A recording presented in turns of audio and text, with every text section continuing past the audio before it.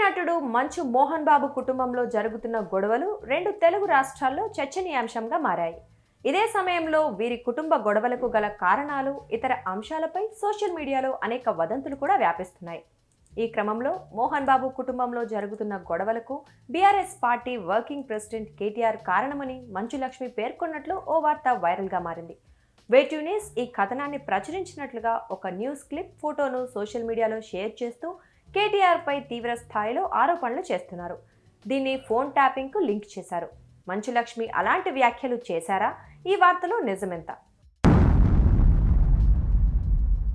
మా కుటుంబంలో గొడవలకు కేటీఆర్ఏ కారణం అంటూ మోహన్ బాబు కుమార్తె మంచు లక్ష్మి చెప్పినట్లుగా వేటు న్యూస్ వార్తా కథనాన్ని ప్రచురించిందని పేర్కొంటూ ఓ క్లిప్ను వైరల్ చేస్తున్నారు.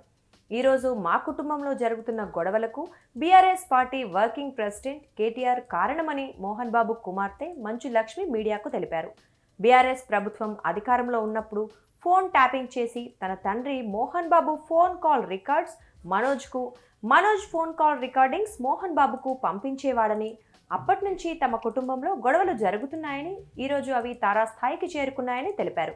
కుటుంబాల మధ్య చిచ్చు పెట్టడం కేటీఆర్కు తగదని మంచు లక్ష్మీ ప్రసన్న ఆవేదన వ్యక్తం చేశారు అని ఆ వార్తలో ఉంది.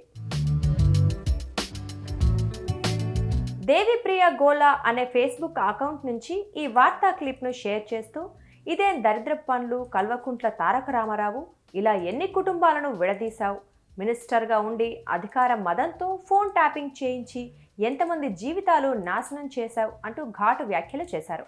రవీందర్ గజవల్లి అనే ఫేస్బుక్ అకౌంట్ నుంచి తొలుత ఈ న్యూస్ క్లిప్ను షేర్ చేశారు. తర్వాత చాలా మంది ఇదే క్లిప్ను పోస్ట్ చేశారు.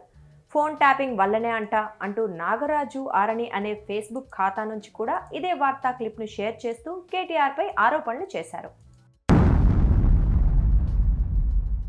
మోహన్ బాబు కుటుంబంలో గొడవలపై ఆయన కుమార్తె మంచు లక్ష్మి ఏమైనా స్పందించారా అని ఇంటర్నెట్లో సెర్చ్ చేయగా ఆమె ఇలాంటి వ్యాఖ్యలు చేసినట్లు ఎలాంటి విశ్వసనీయ ఆధారాలు లభించలేదు. ఈ వివాదంపై మంచు లక్ష్మి స్పందించినట్లుగా ఏ వార్తా సంస్థ కూడా కథనాలను ప్రచురించలేదు. మంచు లక్ష్మి సోషల్ మీడియా అకౌంట్లలోనూ ఇలాంటి పోస్టులేవీ లేవు. ఇదే సమయంలో మంచు లక్ష్మి తన ఖాతా నుంచి షేర్ చేసిన ఒక కొటేషన్ మాత్రం వైరల్ అవుతోంది. ఈ ప్రపంచంలో ఏదీ మనది కానప్పుడు ఏదో కోల్పోతామనే భయం నీకెందుకు అంటూ ఓ రచయిత రాసిన సందేశాన్ని మంచు లక్ష్మి డిసెంబర్ 12న షేర్ చేశారు.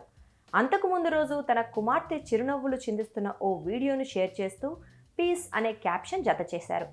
మంచు మోహన్ బాబు కుటుంబంలో వివాదాలు జరుగుతున్న వేళ లక్ష్మి చేసిన ఈ పోస్టులు వైరల్గా మారాయి. అంతేకాని ఆమె కేటీఆర్ మీద ఎలాంటి ఆరోపణలు చేయలేదు.